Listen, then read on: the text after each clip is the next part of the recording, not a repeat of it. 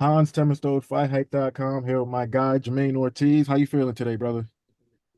I'm feeling great, brother.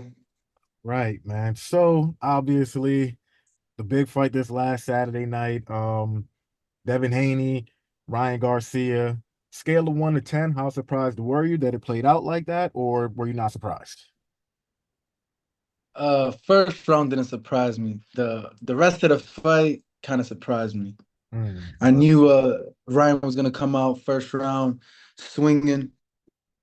I know the first round, a lot of people are vulnerable, and Ryan got that check hook, so that's something that everybody kind of foreseen coming, that left hook and buzzing Devin. So that wasn't too surprising, but I knew he was gonna recover. And like I said, if Devin lost, I felt like he was gonna lose by knockout.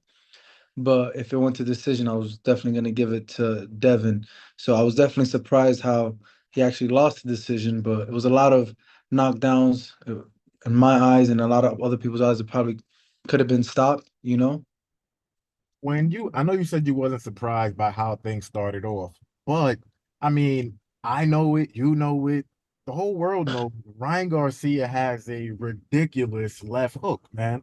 So were you at least surprised that the first punch that Ryan threw, it was the left hook pretty much, and it connected? Like, were you at least expecting Devin to be a little bit more tighter defensively to start off the fight? Yeah, and he took it right to the center of the ring.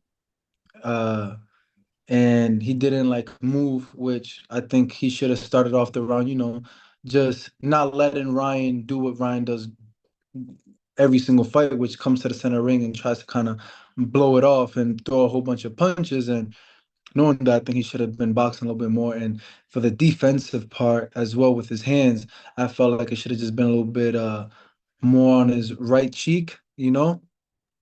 his right hand. And I felt it was just right underneath his chin a little bit more. And this part with the speed of Ryan, I just think, at least for this fight specifically, I would have just kept my hand a little bit more right here, just to catch it, because right here it's more the right hand, and Ryan doesn't really, his right hand is not his left hook. So where do you think Devin goes from here? Two-part question for you. Like, where do you think Devin goes from here? And this second part of the question might be a little difficult for you to answer, but like he Ryan came in at 143 pounds. So Devin still has the WBC title.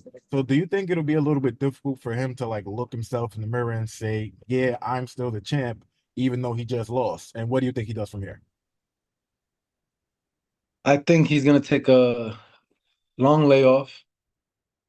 Probably at least at least maybe 9 months before he gets back in the ring. So he's done for the year, Uh, I think. I think so. Okay. I don't know if he returns this year. With all the punches he took, I don't know. But I think we're in what, basically May, 5, 6 months. Yeah, I don't think he's gonna fight this year. I don't think he's gonna fight this year. And then I still think he can look at himself as champion, because again, it's like he's just trying to make a very big fight happen. He could look at it as like, all right, it was a catch weight fight. I'm just trying to make the biggest fights possible. But in this regard, at 140 pounds, I'm still champion. Nobody can weigh in at 140 pounds and beat me. That's a way he can probably look at it. So Is I know you always wanted the Devin Haney fight. Is that something that you would still, I've been telling, how long have I been telling you that for, man? brother, since like 1943? It's I've been telling you that for a long time. I've a been saying really that for a long long time, time. I man. think I think Devin's probably like, out of all fighters that are out, like, even when before I even fought on Top Rank for the first time, before I even fought on the Mike Tyson and Roy Jones card, I used to call out Devin. Like, that's the fight I've always wanted. Hmm. And Do you think that you're good? Okay. Do you the think my fault, yeah, yeah. I wanted to ask you, man, do you see like a Ryan Garcia versus like a Gervonta Davis rematch ending any differently if that fight was to happen? Like, let's say it happened at 140, no rehydration clause or anything like that. Like, does it end differently, or you think Tank is still Tank and he'll probably still win again? I think he'll still win again. But do I think Ryan can catch Davis? Yes. Why? Because Ryan is a lot bigger than Davis, taller, uh, heavier. Uh, can that play a role into it? Again, Davis's style, he's more a little bit more patient, probably can get hit a little bit less, maybe not take it to him. He throws less punches, so uh it'll leave him less vulnerable for counters. Um, if it happens at 140, I don't think it ends any different. Now if they're doing a catch at 145, 147, Hmm. that's a different story. Not I'm not sure if a lot of people know, but well, before I even say that part, after the fight, Ryan was just like, he's probably gonna move to 147. He was like, yo, Boots, we could run it.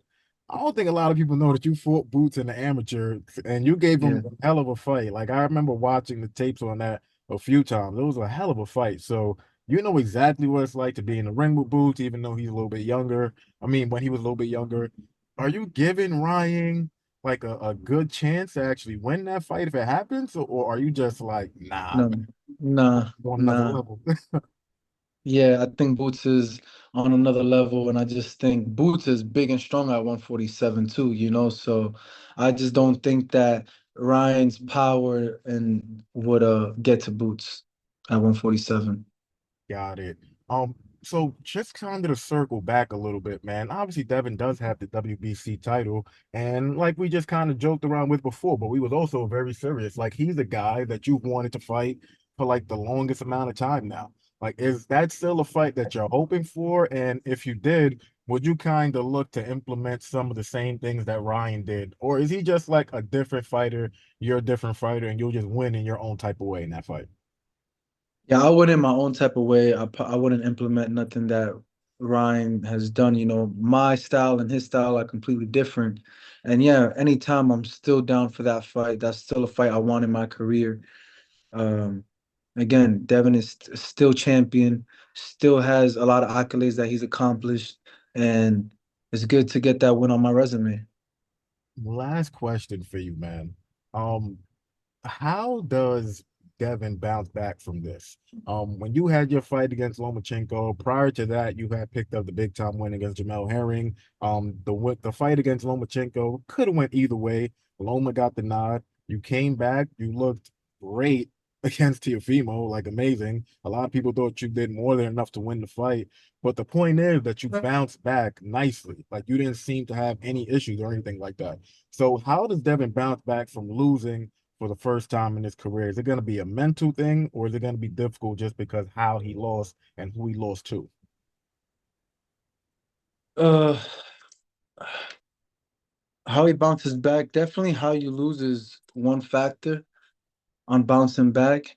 Also, who's he gonna face when he comes back again? He's still champion, so he has to face a reasonably good fighter, Yep. somewhere in the top 10 to Mhm. defend his title. Yeah. Um, Skill wise, I think he can beat those guys. But again, is how does he come back? Is he gonna be good mentally? Is he gonna be good physically? Uh, and be able to fight the same way with the same amount of confidence after that loss? Because So, again, this is a lot of this sport is mental. but how were you able to do it? Just from like, I mean, and the Loma fight was close. So it's not that you got beat up or anything like Yeah, that. yeah, that's the Mentally, how did you difference. do That's it? the difference. I believed I won those fights.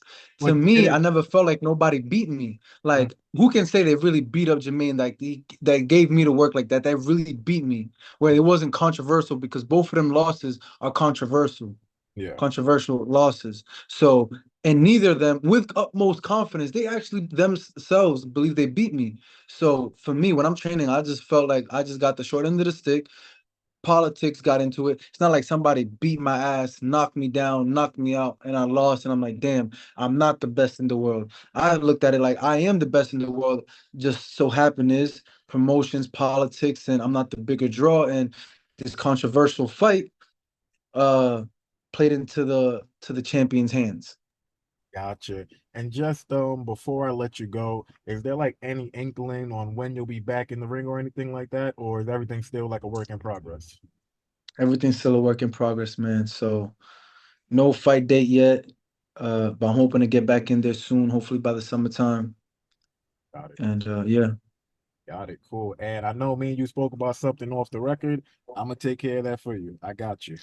let him know, bro. Got you. I'm ready. I'm ready. And if he needs my number, you hand him my number, emails, whatever. But just let him know. You know, I'm about to be loose, and I need that. I need a fight. I need to get in the ring. Trust me, brother. I heard everything you told me loud and clear, man. I'm gonna do my best to handle it for you, man. I appreciate you taking the time, and you already know we're gonna talk soon, man. All love. Thank you. Appreciate it. Thank you.